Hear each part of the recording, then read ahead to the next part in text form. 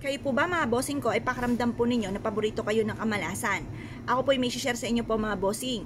Kung kayo po ay lagi nag-aaway ng inyong karelasyon, may mga pagsubok kayo pinagdadaanan, talaga namang walang tigil ang awayan sa loob ng inyong tahanan. Kailangan nyo po nito mga bossing upang sa gayon matigil na po yung mga pag-aaway na yan. Kung pasaway po nyo po mga anak, may bossing ako na nagtatanong kung paano daw po masusolusyonan yung pasaway na anak kasi pasaway daw po anak po niya.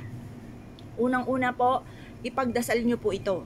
Ipagdasal nyo na mabago po siya ng kanyang kaisipan, gabayan po siya ng itaas para hindi po siya mapahamak. Pagkatapos mga bossing, subukan nyo rin po ito. Kasi ito pong sile mga bossing ko, strong relationship ng family. Pantaboy po rin ito ng kamalasan mga bossing para layuan na kayo ng mga kamalasan at puro swerte ang dumating po sa inyo. Pero lagi po tatandaan mga bossing, wala pong taong walang problema. Lahat po yan ay dumadaan sa mga pagsubok. Kaya kailangan po natin ng bukod po sa panalangin ng taimtim, ay subukan po ninyo ang mga gatong mga pamamaraan para masolusyonan ang mga problema. At kung kayo po mga bossing ko ay napakarami mga pagsubok na pinagdadaanan, walang imposible mga bossing, lalo-lalo na kung ikaw po ay masipag. Subukan nyo po ito mga bossing, at kayo po mga bossing ko ay lalo-lalo na kung kayo po ay hindi nakakalimot magdasal, yan ang numero 1. Tapos sabayan nyo po ng ganito.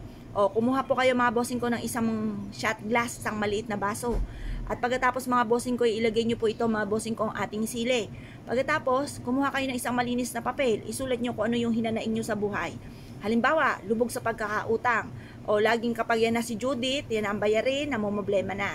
Para hindi tayo lagi namumblema, subukan nyo po ito. Tapos sabayan lalo ng sipag at tiyaga, pananalig sa mahal na Panginoon. Kung kayo po may problema sa inyong karelasyon, may mga tuksong hindi maiwasan, subukan nyo rin po ito. Ganun din po mga bossing ko, kung kayo po ay may problema sa inyo po mga anak, subukan nyo rin po ito. Idasal nyo po dyan at isulat sa isang malinis na papel ang lahat ng mga hinanaing.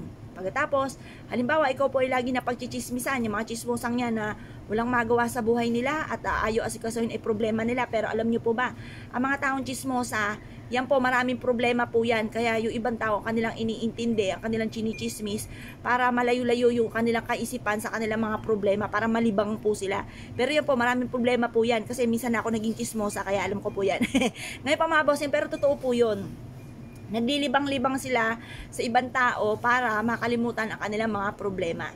Ngayon pa mga bossing, subukan nyo po ito para malayo ka sa kanila, pero lagi nyo po tatandaan, kung ikaw ay nachichismis, ibig sabihin artista ka sa kanilang paningin. Kapag sila ay naiinggit sa inyo, ibig sabihin higit ka kesa sa kanila. Mas mainam na ikaw ang nakakainggitan kesa ikaw ang naiinggit.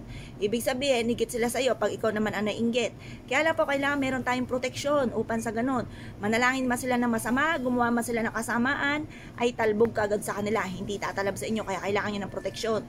Isulat nyo na lahat-lahat ang mga nais po ninyo na maganap sa buhay po ninyo at ilagay sa baso na kagaya na akin nabanggit, sa isang shot glass o sa isang maliit na baso.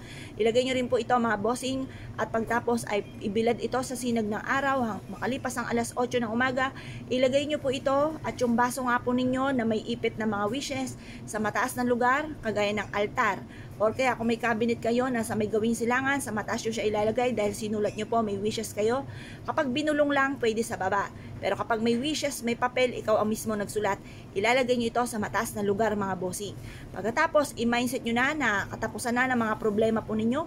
Kayo po yung magiging matagumpay na sa buhay. Kung ano man po yung mga hinanaing ninyo, may problema sa inyong pamilya, masusolusyonan na po ito. Positive ka lamang, sabayan pa ng panalangin ng taimtim na mula sa inyong pong puso. Walang imposible, matutupad lahat ang mga pangarap. Kaya kung kayo pinaniwala at nais po itong gawin mga bossing, good luck po sa inyo po lahat.